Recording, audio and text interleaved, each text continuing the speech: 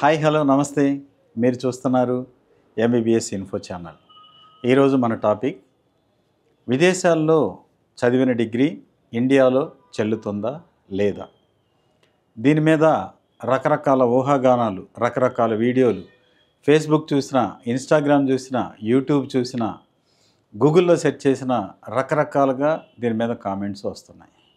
అయితే దీనివల్ల చాలామంది పేరెంట్స్ సరైన నిర్ణయం తీసుకోలేక, నిర్ణయం తీసుకున్న పేరెంట్స్ కూడా ఆ వీడియోలు చూసిన తర్వాత కొంత భయాందోళనకు గురవటం, అసలు నిజంగా చెల్లకపోతే భవిష్యత్తు ఏమవుతుందని ఆలోచన రావటం, తర్వాత అంత దూరం కష్టపడి 6 సంవత్సరాలు చదివిన తర్వాత మా పిల్లల భవిష్యత్తు ఏమవుతుంది, వాళ్ళు అక్కడ ఇండియా వచ్చిన తర్వాత డ్యూటీ డాక్టర్గా ఉండిపోతారా లేదా లైసెన్స్ డాక్టర్గా ఉంటారనేది తెలియక చాలా ఇబ్బందులకు ఎదుర్కొంటున్నారు.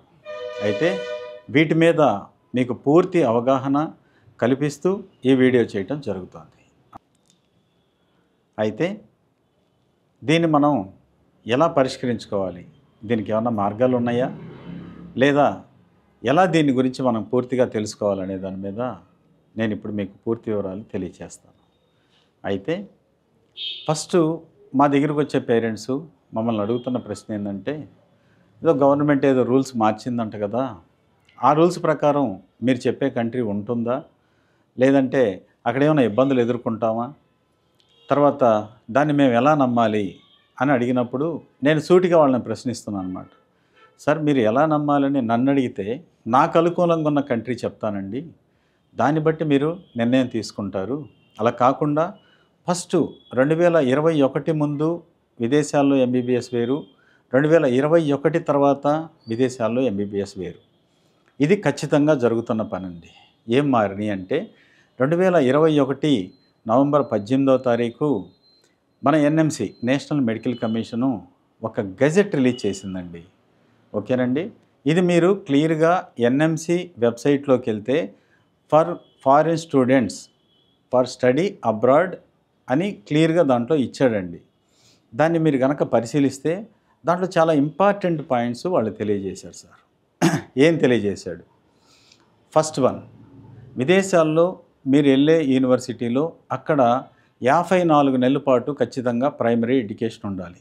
54 మంత్స్ అంటే 4.5 సంవత్సరం ఖచ్చితంగా అక్కడ మనం ప్రైమరీ ఎడ్యుకేషన్ చదవాలి. దాని తర్వాత మనం ఆ కంట్రీలో ఖచ్చితంగా చేయాల్సిన ఒక పని ఏంటంటే అక్కడ ఇంటర్న్షిప్ చేయాలి. దాన్ని ఇండియాలో హౌస్ సర్జన్ అంటారు. ఇది మ్యాండేటరీ అండి. సరే, మీరు గుర్తుంచుకోవాల్సిన ఒక విషయం ఏంటో తెలుసా? 2021 ముందు వెళ్ళిన స్టూడెంటు అక్కడ హౌస్ సర్జన్ చేయకుండా 5 సంవత్సరాల పాటు కోర్సు కంప్లీట్ చేసి ఇండియా వచ్చి ఇక్కడ ఎఫ్ఎంజీ ఎగ్జామ్ పాస్ అయిన తర్వాత 1 ఇయర్ ఇంటర్న్షిప్ చేసిన తర్వాత వాళ్ళకి లైసెన్స్ ఇవ్వడం జరుగుతుందండి. ఇది మీరు గుర్తుంచుకోవాల్సిన విషయం. అంటే 21 ముందు వెళ్ళిన స్టూడెంట్ ఎవరు కూడా అక్కడ హౌస్ సర్జన్ చేయలేదని గుర్తించాలి. తర్వాత థర్డ్ పాయింట్ ఏం చెప్పిందండి, మీరు వెళ్ళే కంట్రీలో అక్కడ ఖచ్చితంగా మీడియం ఆఫ్ టీచింగ్ ఇంగ్లీష్లో ఉండాలని చెప్పారు. అంటే ఆ కంట్రీ లోకల్ లాంగ్వేజ్లో ఉండకూడదని చెప్పారు. దాని తర్వాత 4వ పాయింట్ ఏం చెప్పారండి, ఆ కంట్రీలో షెడ్యూల్ 1లో మీకు ఏం చేశారంటే కొన్ని సబ్జెక్ట్స్ ఇచ్చాడండి. 19 సబ్జెక్ట్స్ ఇచ్చారు. ఈ 19 సబ్జెక్ట్స్ ఖచ్చితంగా మీరు ఆ కంట్రీలో చదవాలని చెప్తున్నారు. దీని తర్వాత మీరు గమనించాల్సిన ముఖ్య విషయం ఏంటంటే పై 4 విషయాలు ఇంపార్టెంట్ విషయాలు. వాటి తర్వాత చాలా వెరీ వెరీ ఇంపార్టెంట్ విషయం ఏంటంటే మీరు ఏ కంట్రీలో ఎంబీబీఎస్ చేయడానికి వెళ్తున్నారో ఆ కంట్రీ వాళ్ళు మీకు లైసెన్స్ ఇవ్వాలి. ఆ లైసెన్స్ ఎలా ఉండాలి అంటే అక్కడ చదివే స్టూడెంట్కి మీకు ఒకే లైసెన్స్ ఇవ్వాలి. ఆ లైసెన్సు మీకు ఆ కంట్రీలో ప్రాక్టీస్ చేసే విధంగా ఉండాలి అంటున్నారండి. ఈ 5 ఖచ్చితంగా మీకు నామ్స్ ఇచ్చారండి. ఈ 5 కనుక మీరు అక్కడ ఫుల్ఫిల్ చేసుకొని ఇండియా వస్తే ఇక్కడ నెక్స్ట్ ఎగ్జామ్కి ఎలిజిబుల్ అవుతారని చెప్తుందండి. మన ఎన్ఎంసి గైడ్లైన్స్ ఇవ్వండి. ఈ గైడ్లైన్స్ అన్నీ కూడా మీకు క్లియర్గా ఎన్ఎంసి వెబ్సైట్లో ఉన్నాయండి. దాన్ని మీరు పరిశీలించాల్సిన అవసరం ఉంది. అయితే చాలామంది ఏం చెప్తున్నారండి, ఎన్ఎంసి గైడ్లైన్స్ సపరేట్గా పలానా కంట్రీ వెళ్ళమంటుంది, పలానా కంట్రీ వెళ్ళొద్దని చెప్తాం. కానీ మీరు గమనించాల్సిన విషయం ఏంటంటే ఎన్ఎంసి నేషనల్ మెడికల్ కమిషన్ ఎప్పుడు కూడా మీరు ఏ కంట్రీ వెళ్ళి ఎంబీబీఎస్ చేయాలి, ఏ కంట్రీ వెళ్ళి చేయకూడదు అనే విషయాన్ని ఎక్కడ కూడా పొందుపరచలేదు. మీరు ఫస్ట్ గమనించాల్సిన విషయం, మీరు పలానా కంట్రీలో ఎంబీబీఎస్ చేస్తే ఆ డిగ్రీ చెల్లుతుంది, పలానా కంట్రీలో చేస్తే చెల్లదనేది ఎక్కడా తెలియచేయలేదు. అయితే ఈ మధ్య కొత్త పుకారు ఏం పుట్టిస్తున్నారండి, ఎన్ఎంసీ వెరిఫికేషన్ డాక్యుమెంట్ అనేది ఒకటి ఇస్తున్నారంటారు. అది అసలు ఎన్ఎంసీ వెబ్సైట్ మొత్తం వెరిఫై చేయండి, ఎక్కడా కూడా అలాంటి డాక్యుమెంట్ ఇచ్చిన దాఖలాలు లేవు. కాబట్టి అలా ఎవరన్నా చెప్తుంటే వాళ్ళు చూపించేది కానీ చెందేది కానీ అది ఫేక్ డాక్యుమెంటు. దాని మీద పూర్తిగా క్లారిటీ తీసుకోండి, ఎన్ఎంసీ వెబ్సైట్కి వెళ్ళి వెరిఫై చేయండి. ఇది ముఖ్యమైన విషయం. అయితే ఇప్పుడు నేనేమంటానంటే, నాదొక సూటి ప్రశ్న అండి పేరెంట్స్కి. మీరు వెళ్ళిన కన్సల్టెంట్ని మీరు ఏమడుగుతున్నారండి, ఏమండి ఆ రూల్స్ అండ్ రెగ్యులేషన్స్ మీరు పంపించే కంట్రీలో ఉన్నాయా లేవా అని అడుగుతున్నారండి. నేనేమంటానంటే, ఇప్పుడు నేను ఉన్నాయి అని చెప్పానండి మీకు. ఆ తర్వాత ఏం చేస్తానండి, దానికి నమ్మకం కోసం మీకు అక్కడ చదివే స్టూడెంట్స్ నెంబర్లు నేను ఇస్తానండి. మీరు బాగా గుర్తుంచుకోవాల్సిన విషయం ఏంటంటే, నేను ఇప్పుడు చెప్పిన నేను కానీ అక్కడ చదివే స్టూడెంట్ కానీ మీకు ఎగ్జామ్ పెట్టడండి. ఇండియా వచ్చిన తర్వాత గవర్నమెంట్ ఎగ్జామ్ కండక్ట్ చేస్తుంది. కాబట్టి గవర్నమెంట్ రూల్స్ ఏమున్నాయి అనేది తెలుసుకోవాల్సిన అంశం ఎవరి మీద ఆధారపడిందంటే పేరెంట్ మీద ఆధారపడిందండి. పేరెంట్ ఇవన్నీ క్షుణ్ణంగా పరిశీలించిన తర్వాత సెకండ్ స్టెప్ కన్సల్టెంట్ అండి. ఈ కన్సల్టెంటు అక్కడికి వెళ్ళాక మనకి సరైన చదువు చెప్పించగలడా, ఆ యూనివర్సిటీ ఎన్ని సంవత్సరాల క్రితం స్టార్ట్ అయింది, తర్వాత అక్కడ మన ఇండియన్ ఫ్యాకల్టీ ఎవరి నుండి ఇండియాలో జరిగే ఎగ్జామ్ కోచింగ్ ఇస్తారా, హాస్టల్ వస్తే ఎలా ఉంది, యూనివర్సిటీ లోపల హాస్టల్ ఉందా బయట ఉందా, లేదనుకోండి అక్కడ మిగిలిన విషయాలన్నీ కూడా ఈ కన్సల్టెంట్ మన పిల్లలకు తగు విధమైన రక్షణ ఇవ్వగలరా లేదా, వీళ్ళ తరఫున ఎవరన్నా అక్కడ ఉండి ఇండియన్స్ చూస్తున్నారనేది కన్సల్టెంట్ చెప్తారు. తర్వాత నేను ఇచ్చే పిల్లల నెంబర్లు మీకు ఎందుకు ఉపయోగపడతాయి అంటే, అక్కడ చదివే స్టూడెంట్ నేను పంపించిన స్టూడెంట్ అండి, అంతే కదండి, మీకు నెంబర్లు ఇచ్చిన స్టూడెంట్ నేను పంపించిన స్టూడెంట్. అయితే ఈ స్టూడెంట్ ఏమంటున్నాడండి, ఆ స్టూడెంట్ వివరాలని చెప్తాడు, లేదండి వాళ్ళు చెప్పినన్ని కరెక్టేను, ఇక్కడికి వచ్చిన తర్వాత ఇక్కడ భోజనం కానీ చదువు కానీ చాలా బాగుంది అలా వివరాలు తెలియజేస్తాడు, మీకు ఇబ్బంది లేకుండా జరుగుతుందండి. అయితే నేనేమంటానంటే, ఇక్కడ పేరెంట్ మొట్టమొదట తీసుకోవాల్సిన అంశం గవర్నమెంట్ ఏం చెప్పిందనేది మీరు తెలుసుకున్న తర్వాత మిగిలిన అవునా కాదా తెలియాలండి. అయితే ఇప్పుడు నేను చెప్పిన 5 అంశాలు గవర్నమెంట్ ఎక్కడెక్కడ తెలియజేస్తుందండి ఖచ్చితంగా.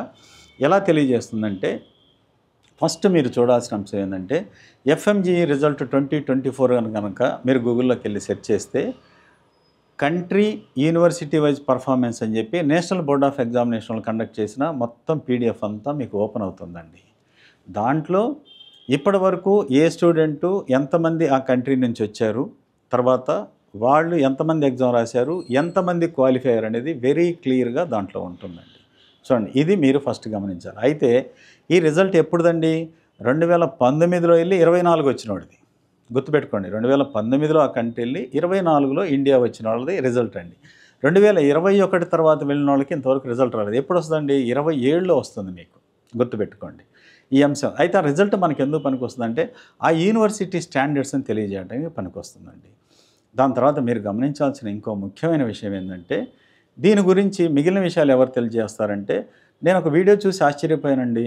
అతను అసలు WDAMS అనే వెబ్సైట్లోకి మీరు వెళ్ళొద్దండి, ఎంబసీలోకి వెళ్ళొద్దండి, ఎక్కడికి వెళ్ళొద్దండి అని చెప్తున్నాడండి.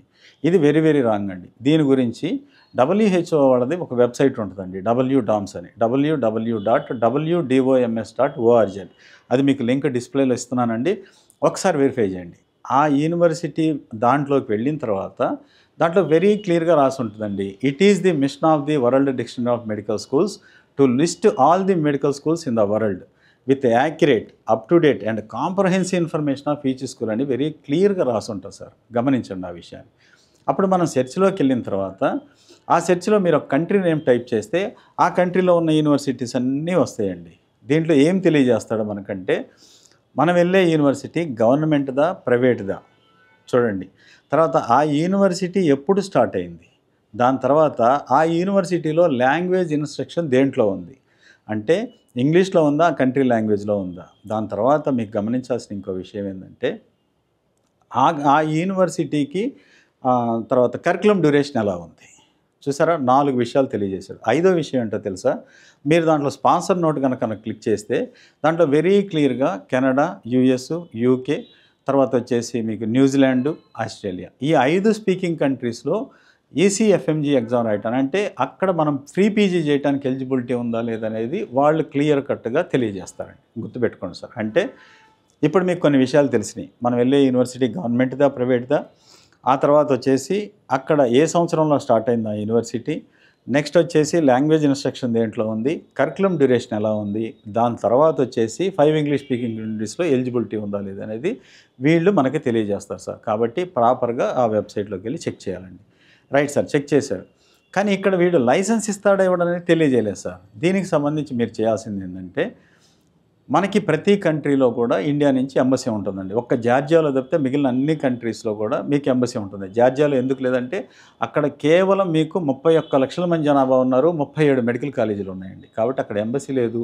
ఆ ఎంబసీ అర్మేనియాలో ఉంటుంది. మీకు గుర్తుంచుకోండి ఈ విషయాన్ని. అయితే మనం ఫస్ట్గా మొట్టమొదటిగా తీసుకోవాల్సింది ఏంటంటే, ఈ WDOMSలోకి వెళ్ళి మీరు ఫిలిప్పైన్స్ అనే కంట్రీ కనుక క్లిక్ చేస్తే అక్కడున్న కాలేజీలు వస్తాయండి. దాంట్లో ఏది మీరు క్లిక్ చేసినా కానీ కరికులం డ్యూరేషన్ 4 ఇయర్సే ఉంటుంది. ఇప్పుడు మీకు అర్థమైందా కదా సార్, మనం ఆ కంట్రీ వెళ్ళొచ్చా వెళ్ళకూడదు అనేది ఎవరు తెలియజేశారండి? WDOMSలో కరికులం డ్యూరేషన్ ఉంది. అలాగే నెక్స్ట్ అదేమన్నా స్కిప్ చేస్తే మీకు నెక్స్ట్ చూడాల్సిన అంశం ఏంటంటే, embassy of India in Philippines అని మీరు గూగుల్లో సెర్చ్ చేయగానే వాళ్ళ వెబ్సైట్ ఓపెన్ అవుతుందండి. దాంట్లో వెరీ క్లియర్గా బిలేటరల్ రిలేషన్స్ అని ఒక ఇది ఉంటుందండి. దాంట్లోకి వెళ్ళి మీరు క్లిక్ చేస్తే ఎడ్యుకేషన్ అని ఉంటుంది. ఎడ్యుకేషన్లోకి వెళ్ళి క్లిక్ చేయగానే మీకు అక్కడ క్లియర్గా advisories for Indian medical students అని ఉంటుందండి. గుర్తుపెట్టుకోండి, advisories for Indian medical students. దాంట్లో వీళ్ళు క్లియర్గా ఏమి ఇచ్చారంటే, అది మీరు ఓపెన్ చేసి కనుక చూస్తే అది మీకు డిస్ప్లే చేస్తున్నాను చూడండి. చాలామంది ప్రైవేట్ ఇండివిజువల్స్ ఇక్కడ కరికులం డ్యూరేషను తర్వాత ఆ కంట్రీకి సంబంధించిన అమెండ్మెంట్స్ అన్నీ కూడా మారినాయి. కాబట్టి ఫిలిప్పైన్స్ వచ్చే పిల్లలు రావచ్చని తెలియజేస్తున్నారు. కానీ ఎంబసీ ఏమంటుందంటే, ఇప్పటి వరకు మాకు ఆ కంట్రీ నుంచి ఎటువంటి అఫీషియల్ కమ్యూనికేషన్ రాలేదు. కాబట్టి ఇతర దేశాలకు వెళ్ళే స్టూడెంట్, ఫిలిప్పైన్స్ వెళ్ళే స్టూడెంట్ ఒక్కసారి క్లియర్గా అక్కడ మీరు ఆర్గ్యూ చేసుకొని అవన్నీ వెరిఫై చేసుకున్న తర్వాత మీరు అక్కడికి వెళ్ళే ముందు చూడాల్సిన అంశం, మీరు ప్రొఫెషనల్గా కానీ లేదంటే professional uncertainty or financial loss ఈ రెండు కావద్దనేది క్లియర్గా అక్కడ తెలియజేస్తుంది. ఎందుకంటే అక్కడ ఏ అమెండ్మెంట్ జరగలేదని క్లియర్గా తెలియజేస్తుంది. గొప్ప విషయం ఏంటంటే సార్, ఇప్పుడు మనకి ఎవరైతే వీడియోలు చేస్తున్నారో వాళ్ళందరి దగ్గరికి వెళ్ళి మీరు ఇది క్వశ్చన్ చేస్తే కరెక్టేనండి, ఎంబసీ ఫిలిప్పైన్స్ ఎంబసీ కరెక్ట్గా చెప్పింది, దాంట్లో ఏం తేడా లేదన్నారు. కానీ మీరు ఆ కంట్రీ వాళ్ళ దగ్గరికి వెళ్ళి అడిగినప్పుడు లేదండి మా కంట్రీ గురించి ఎంబసీ చెప్పింది అసలు అది కాదండి, కరెక్ట్ కాదంటున్నారు. అదేంటండి, ఫిలిప్పైన్స్ కంట్రీ గురించి ఎంబసీ చెప్పింది కరెక్ట్ అయినప్పుడు మిగిలిన కంట్రీ గురించి కూడా ఎంబసీ చెప్పేది ఎందుకు కరెక్ట్ కాదు అంటాను నేను. ఇక్కడ నా క్వశ్చన్ సూటిగా గుర్తుపెట్టుకోండి. దాని తర్వాత మీరు గమనించాల్సింది, ఇప్పుడు బాగా చేస్తున్నారండి, మా కంట్రీ బాగుంది, మా కంట్రీ బాగుంది, ఈ కంట్రీ. దాని గురించి embassy of India in Russia అని కనుక మీరు క్లిక్ చేస్తే దాంట్లో లాస్ట్ ఉంటుందండి ఎడ్యుకేషన్లోకి వెళ్ళి మీరు క్లిక్ చేయగానే స్టడీ ఇన్ రష్యా అని వస్తుందండి. దాన్ని క్లిక్ చేస్తే ఒక నోట్ ఉంది సార్, అక్కడ మీకు వెరీ క్లియర్గా 6 సంవత్సరాలు 12 సెమిస్టర్స్ చదవాలి. దాని తర్వాత మీరు అక్కడ 1 ఇయర్ ఇంటర్న్షిప్ చేయాలి. ఇంటర్న్షిప్ అయిపోయిన తర్వాత మీరు అక్కడ లోకల్ లాంగ్వేజ్ నేర్చుకోవాలి. ఎందుకు నేర్చుకోవాలంటే ప్రతి కంట్రీలో కూడా మీరు అక్కడ లోకల్ లాంగ్వేజ్ నేర్చుకోవాలండి. వారానికి 2 రోజులు క్లాసులు జరుగుతాయి. ఎందుకు నేర్చుకుంటారు ఈ లోకల్ లాంగ్వేజ్ అంటే బాగా గుర్తుంచుకోండి, అక్కడ పేషెంట్తో మింగిల్ అవటానికి. పేషెంట్కి ఇంగ్లీష్ రాదు సార్, గుర్తుపెట్టుకోండి. అందుకని మీరు నేర్చుకోవాలంటున్నాడు. దాని తర్వాత దాంట్లో ముఖ్యమైన విషయం ఏంటంటే, మీకు లైసెన్స్ ఇవ్వాలి అంటే ఆ కంట్రీ ఖచ్చితంగా మీరు రష్యన్ లాంగ్వేజ్లో ఎగ్జామ్ రాయాలని చెప్తున్నాడు సార్. గుర్తుపెట్టుకోండి, 6 సంవత్సరాలు మీ కోర్స్ కంప్లీట్ అయిపోయిన తర్వాత రష్యన్ లాంగ్వేజ్లో ఎగ్జామ్ రాయమని చెప్తున్నాడండి. దీన్ని ఏమంటున్నారండి, ఇది కరెక్ట్ కాదండి, దాన్ని మేము యాక్సెప్ట్ చేయమంటారు. సరే, యాక్సెప్ట్ చేయడానికి వాళ్ళు కానీ నేను కానీ మేమెవరం సార్? మీరు ఇక్కడికి వచ్చిన తర్వాత గవర్నమెంట్ ఏం చెప్పిందో ఆ ఎగ్జామ్ రాయాలి, కానీ నేను చెప్పిన ఎగ్జామ్ రాయరు కదా. నేను అసలు ఎగ్జామ్ పెట్టనండి. ఓకేనా, ఇది మీరు గుర్తుంచుకోవాలి. అలాగే జార్జియా అనే కంట్రీ, దానికి అర్మేనియాలో కనుక మన ఎంబసీలో కనుక క్లిక్ చేసి చూస్తే అక్కడ కోర్స్ డ్యూరేషను 5 సంవత్సరాలు ఉంది. తర్వాత 1 ఇయర్ ఇంక్లూడింగ్ ఇంటర్న్షిప్ అంటున్నాడండి. అయితే దాంట్లో మీకు వెరీ క్లియర్గా వాళ్ళు రాశారండి, సార్ మీరు ఏ కంట్రీ వెళ్ళినా కరికులం డ్యూరేషన్లో ఎటువంటి తేడా లేదు, గుర్తుపెట్టుకోండి. లైసెన్స్ ఇవ్వడానికి మాత్రమే జరుగుతుందండి ఇదంతా కూడా. మీరు అక్కడ కరికులం డ్యూరేషన్ మారింది, అది మారింది ఏమనుకోక్కర్లేదండి. లైసెన్స్ కోసం వీడేమంటున్నాడండి, మీరు అక్కడికి వెళ్ళిన తర్వాత జూనియర్ డాక్టర్గా మీకు పోస్టింగ్ ఇస్తాను, ఆ పోస్టింగ్ చేస్తూ మీరేం చేయాలండి, పోస్ట్ గ్రాడ్యుయేషన్ కనుక పోస్ట్ గ్రాడ్యుయేట్ రెసిడెన్సీ కంప్లీట్ చేసినాక ఒక అక్రిడిటేషన్ ఎగ్జామ్ పెడతాను, ఆ ఎగ్జామ్ కనుక క్వాలిఫై అయితే మీకు లైసెన్స్ ఇస్తాను అంటున్నాడండి. వెరీ క్లియర్గా ఉందండి. ఇవన్నీ ఎంబసీ వాళ్ళు చెప్పినాయి సార్, నేను చెప్పినగా. అలాగే కిర్గిస్తాన్ వెళ్ళాలనుకున్నారు, కిర్గిస్తాన్ ఎంబసీలో వెరీ క్లియర్గా వాళ్ళ లాలోనే పొందుపరిచాడండి. ఏమని పొందుపరిచాడండి, మా కంట్రీలో ఎవరైతే ఎంబీబీఎస్ కంప్లీట్ చేసుకొని హౌస్ సర్జన్ చేస్తారో వాళ్ళకి నేను లైసెన్స్ ఇస్తాననేది వాళ్ళ లాలో ఉంది సార్. సార్ ఇవన్నీ కూడా మనం 1-2 సార్లు క్రాస్ చెక్ చేసుకోవాలండి. తర్వాత కొత్త కంట్రీస్ కొంతమంది పిల్లలు వెళ్ళటానికి ప్రయత్నం చేస్తున్నారండి. అది నేను పెద్ద ఆమోదించదగ్గ పరిణామం కాదు. ఎందుకనంటే అక్కడి నుంచి ఇంతవరకు 2012 నుంచి గానీ ఇంతవరకు వచ్చిన పిల్లలు ఎవరు లేరండి. 2002 నుంచి మనం విదేశాలకు ఎంబీబీఎస్ చేస్తున్నాం. అది మీరు ఆలోచించుకొని తీసుకోవాల్సిన నిర్ణయం సార్. ఇవన్నీ కూడా గవర్నమెంట్ ఏం చెప్పిందనేది మనం క్షుణ్ణంగా పరిశీలించిన తర్వాత ఇప్పుడు మీకు కన్సల్టెంట్ ఉపయోగపడతాడండి. ఎందుకు ఉపయోగపడతాడండి? ఆ కంట్రీలో సెక్యూరిటీ ఉంటుందా లేదా, తర్వాత ఆ కంట్రీలో మన పిల్లలు ఎడ్యుకేషన్ ప్యాటర్న్ ఎలా ఉంటుంది, తర్వాత ఇండియాలో జరిగే ఎఫ్ఎంజీ కోచింగ్ ఇస్తున్నారా లేదా, తర్వాత యూనివర్సిటీ లోపల హాస్టల్ ఉందా బయట ఉందా, తర్వాత వచ్చేసి అక్కడ పిల్లలకి ఏదైనా ప్రాబ్లం వస్తే ఇమీడియట్గా రెస్పాండ్ అయ్యి మన పిల్లలకి ఇబ్బంది లేకుండా చేయగలరా, తర్వాత తెలుగు ఫుడ్ అందుబాటులో ఉందా, ఎంతమంది తెలుగు కుక్స్ ఉన్నారు, తర్వాత మీకు ఎఫ్ఎంజీ కోచింగ్ ఇవ్వడానికి ఇండియా నుంచి టాప్ ఫ్యాకల్టీని తీసుకెళ్తున్నారా లేదా. దాని తర్వాత మీరు గమనించాల్సిన ఇంకో ముఖ్యమైన అంశం ఏంటంటే ఇవన్నీ చూసుకున్న తర్వాత సెక్యూరిటీ, యూనివర్సిటీ లోపల హాస్టల్ ఉంటే పూర్తి సెక్యూరిటీ ఉంటుంది పిల్లలు. ఇవన్నీ కూడా ఎవరు క్రియేట్ చేస్తారండి? ఈ కన్సల్టెంట్ క్రియేట్ చేయగలరు. ఆ తర్వాత మీరు స్టూడెంట్ నెంబర్ తీసుకొని మాట్లాడాలండి. కానీ మనం ఏం చేస్తున్నామండి? కింద నుంచి పైకి వెళ్తున్నాం. ఫస్ట్ స్టూడెంట్ నెంబర్ తీసుకుంటున్నాం, తర్వాత కన్సల్టెంట్తో మాట్లాడుతున్నాం, గవర్నమెంట్ వెరిఫికేషన్ ఉందా లేదని చూస్తున్నామండి. ఇవన్నీ కనుక పరిశీలించి ముందుకెళ్తే మంచి జరుగుతుంది సార్. అయితే మీరు గుర్తుంచుకోవాల్సిన విషయం ఏంటంటే సార్, నేను చెప్పిన విషయాలు కానీ ఇంకోటి చెప్పి మేమెవరం కూడా ఎన్ఎంసీ మెంబర్లం కాదు, WHO మెంబర్లం కాదండి. గుర్తుపెట్టుకోండి సార్. ఆయన అట చెప్పాడు, ఈయనట చెప్పాడంటే ఇది వేరండి. చెప్పటం వేరు, అక్కడ వాస్తవం ఏదైతే ఉందో అవి మీరు క్రాస్ చెక్ చేయకుండా కనుక విదేశాలకు కనుక వెళ్తే ఇబ్బంది పడేది మీ పిల్లలే. మీ పిల్లల భవిష్యత్తు కోసం మీరు క్రాస్ చెక్ చేసుకోవటంలో ఎటువంటి తప్పు లేదు. ఇది బాగా గుర్తుపెట్టుకోండి. ఇప్పుడు మీరు ధైర్యంగా విదేశాల్లో ఎంబీబీఎస్ కోసం మీ పిల్లల్ని పంపించవచ్చు. ఎప్పుడండి? మీరు క్రాస్ చెక్ చేసుకున్న తర్వాత మాత్రమే పంపించవచ్చు. ఇది మేజర్ అండి. దీని తర్వాత నేను గమనించిన కొన్ని విషయాలు ఏంటంటే, ఈ సంవత్సరం మా ఆఫీస్కి నెంబర్ ఆఫ్ మెంబర్స్ వచ్చారండి. చాలామంది అడ్మిషన్స్ కోసం వచ్చారు. వీళ్ళలో నేను గమనించి కొంచెం బాధపడిన విషయం ఏంటంటే, పేరెంట్స్ రాకుండా స్టూడెంట్స్ వచ్చారండి, అడ్మిషన్ కోసం వచ్చారు. నేను ఆ పిల్లల్ని అడిగాను, వాళ్ళ మార్కులు పరిశీలిస్తే అలా విపరీతమైన క్రేజ్తో వచ్చిన పిల్లలు చాలామంది మార్కులు 500, 550, 600 మార్కులు అండి. ఎక్కడ నీట్లో కాదండి, అవి ఎక్కడ వచ్చిన ఇంటర్మీడియట్లో వచ్చినాయి. నీట్ మార్కులు కనుక పరిశీలిస్తే 150 మార్కులు, 170 మార్కులు, 200 లోపు వచ్చిన పిల్లలు వచ్చారండి మా దగ్గరికి. నేను వాళ్ళని అడిగాను, ఇదేంటి నాన్న మీ పేరెంట్స్ రాకుండా వచ్చారు, నువ్వు వచ్చావేంటి నేను అడిగినప్పుడు చెప్పిన సమాధానం నన్ను ఆశ్చర్యపరిచిందండి.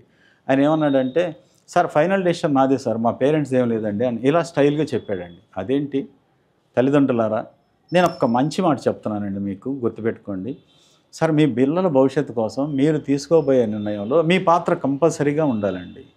మీ పాత్ర లేకుండా మీ పిల్లలు వచ్చేసి వాళ్ళేదో ఇక్కడ విని మీకు అది చెప్పకుండా వేరే చెప్పి ఆ మిస్గైడ్ చేసినందువల్ల ఆ పిల్లల భవిష్యత్తు పాడైపోతుంది సార్. 16, 17 ఏళ్ల పిల్లోడు వాడు వచ్చి ఏదో అడిగి ఏదో చేసి వాడికి ఏమర్థమైందో ఏమర్థం కాలో చెప్పారు. నిజంగా అంత టాలెంటే ఉంటే ఇక్కడే సీట్ వచ్చేది కదా సార్.